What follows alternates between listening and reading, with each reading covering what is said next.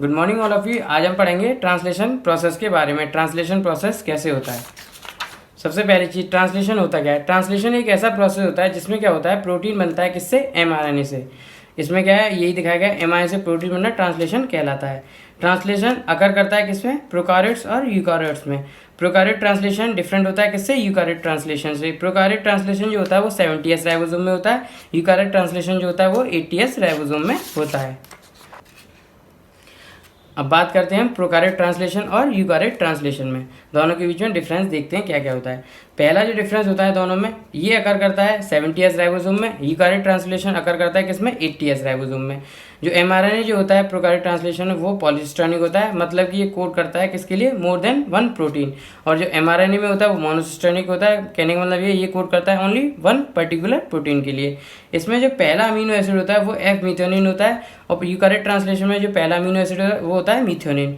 इसमें क्या होता है, 3 इनिशिएशन फैक्टर रिक्वायर्ड होते हैं, इसमें 9 इनिशिएशन फैक्टर की रिक्वायरमेंट होती है।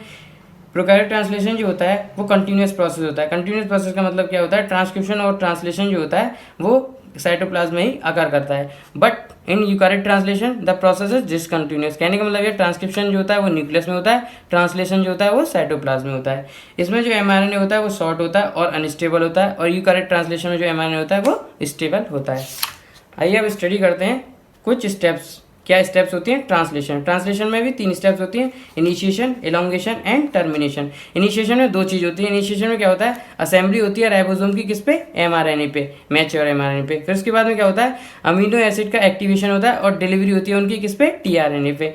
अब बात आती है एलोंगेशन। एलोंगेशन में क्या होता है कि अमीनो एसिड की डिलीवरी होती है। जब अमीनो एसिड डिलीवरी होता है तो उनके बीच में क्या होता है, पॉलीपेप्टाइड बॉन्ड बन जाता है। पेप्टाइड बॉन्ड फॉर्म होता है बिटवीन अमीनो एसिड किस पे, जो mRNA पे आते हैं। अब लास्ट स्टेप होती है टर्मिनेशन। टर्मिनेशन में क्या होता है, पॉलीपेप्टाइड की चेन रिलीज होती है। ये कुछ बेसिक आइडिया दिया गया कि इनमें होता क्या क्या है। अब बात करते हैं इनिशिएशन के बारे में। प्रोकार्योट में जो इनिशिएशन होता है उसको रिक्वायर्ड होती है लार्ज और स्मॉल सब यूनिट किसकी, राइबोसोम की, और 3 इनिशिएशन फैक्टर रिक्वायर्ड होते हैं। अब मैंने आपको बताया था कि क्या क्या होता है इनिशिएशन। इनिशिएशन सबसे पहले जो होता है वो होता है एक्टिवेशन ऑफ अमीनो एसिड। अब अमीनो एसिड कैसे एक्टिवेट होते हैं, अमीनो एसिड एक्टिवेट कैसे होते हैं, वो बाइंड करते हैं किसके साथ में, अमीनो एसिड tRNA सिंथेटेज के साथ में, किसकी प्रेजेंस में, एटीपी की प्रेजेंस में, जिससे क्या होता है वो एक्टिवेट हो जाते हैं। फिर उसके बाद में क्या होता है, transfer of amino acid to tRNA। अब इसमें इसी से बट से पता चल रहा है कि अमीनो एसिड का ट्रांसफर होता है किस पे, tRNA पे। इसमें क्या होता है कि जो कॉम्प्लेक्स होता है वो फिर रिएक्ट करता है किसके साथ में, स्पेसिफिक tRNA के साथ में, क्या बनाने के लिए, अमीनो एसाइल tRNA कॉम्प्लेक्स। ये रिएक्शन दी गई है, amino acyl AMP complex plus tRNA के साथ में रिएक्ट कर रहा है, क्या बना रहा है, amino acyl tRNA complex plus enzyme और AMP। अब इसमें क्या होता है कि कैप रीजन जो होता है mRNA का वो बाइंड करता है किससे, स्मॉलर सब यूनिट से राइबोसोम की। फिर क्या होता है, राइबोसोम के पास में 2 साइड होती हैं, एक होती है A साइड, एक होती है P साइड। स्मॉलर सब यूनिट फिर बाइंड करती है किसके साथ में, इनिशिएटर tRNA के साथ में, फिर वो बाइंड कर जाती है किसके साथ में, लार्जर सब यूनिट के साथ में, जिससे क्या होता है कि वहाँ पे आगे P साइड पे AUG बाइंड कर सके, मीन्स स्टार्ट कोडन आगे ऐड हो सके। मिथ्योनिन जो होता है वो tRNA पे आके बाइंड करता है किस पे, P साइड पे। अब अगली स्टेप होती है हमारी एलोंगेशन। एलोंगेशन में क्या होता है, पहली चीज़ आती है एलोंगेशन में, रिपीट ऑफ अमीनो एसिड, मतलब अमीनो एसिड आते रहते हैं। इसमें क्या होता है, another charge amino acid tRNA complex. फिर क्या होता है, अमीनो एसिड tRNA कॉम्प्लेक्स आके बाइंड करता है A साइड पे राइबोसोम की। फिर क्या होता है, उससे क्या होता है, पेप्टाइड बॉन्ड फॉर्म हो जाती है किसके बीच में, अमीनो एसिड P साइड पे जो प्रेजेंट होते हैं और अमीनो एसिड जो A साइड पे प्रेजेंट होते हैं, किस एंजाइम की हेल्प से, पेप्टाइड ट्रांसफरेज की हेल्प से। फिर उसके बाद में क्या होता है, राइबोसोम स्लाइड करता है mRNA के साथ में किस डायरेक्शन में, फ्रॉम 5 to 3 डायरेक्शन में। उसके बाद में क्या, अमीनो एसिड कंटिन्यूसली अटैच होते रहते हैं, पेप्टाइड बॉन्ड बनता रहता है उनके बीच में। उसके बाद में क्या होता है, एक पॉलीपेप्टाइड चेन फॉर्म हो जाती है।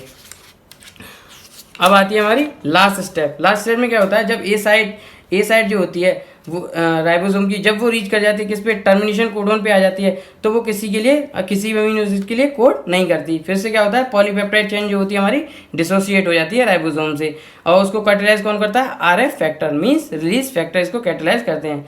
3 टर्मिनेशन कोडोन होते हैं जो कि टर्मिनेशन करते हैं। पहला है UAG, UGA और UAA। ये तीनों टर्मिनेशन के लिए रेस्पॉन्सिबल होते हैं। ये एक बेसिक स्टेप्स थी किसके लिए, ट्रांसलेशन के लिए। ये काफ़ी इंपॉर्टेंट है स्टडी करने के लिए। यहाँ पे डायग्रामेटिकली दिखाया गया है कि ट्रांसलेशन कैसे होता है। सबसे पहले हमारे पास में mRNA होता है, mRNA पे आके स्मॉल सब यूनिट बाइंड कर जाती है राइबोसोम की। उसके साथ में क्या आता है, tRNA बाइंड कर जाता है किस पे, पी साइड पे। फिर बाद में आके हमारा लार्ज सब यूनिट राइबोसोम की अटैच हो जाती है। उसके बाद में क्या होता है कि पी साइड होती है हमारी, राइबोसोम कंटेन करता है ए साइड और पी साइड। अब बाद में क्या होता है, एलोंगेशन में क्या होता है कि पहला कोडॉन मूव करता है किस डायरेक्शन में, 5 to 3 डायरेक्शन में, और टीआरएनए अटैच करता रहता है अमीनो एसिड्स को। ऐसे ही जब अमीनो एसिड्स आते रहेंगे तो क्या होगा, पेप्टाइड बॉन्ड बन जाएगी किन के बीच में, अमीनो एसिड्स के बीच में, जो कि पी साइड पे प्रेजेंट है और ए साइड पे प्रेजेंट है। लास्ट में टर्मिनेशन होता है। टर्मिनेशन में क्या होता है कि जब ए साइड हमारी रीच कर जाती है किसके पास में, रिलीज फैक्टर मतलब टर्मिनेशन कोडॉन के पास में आ जाती है, तो सारा कुछ अलग हो जाता है। जैसे इस डायग्राम में दिखाया गया, लार्ज सब यूनिट होती है राइबोसोम की, वो अलग हो जाती है, स्मॉल सब यूनिट अलग हो जाती है, रिलीज फैक्टर अलग हो जाता है, और हमें बाद में पॉलीपेप्टाइड की एक चेन मिल जाती है। ये पूरा ट्रांसलेशन प्रोसेस होता है।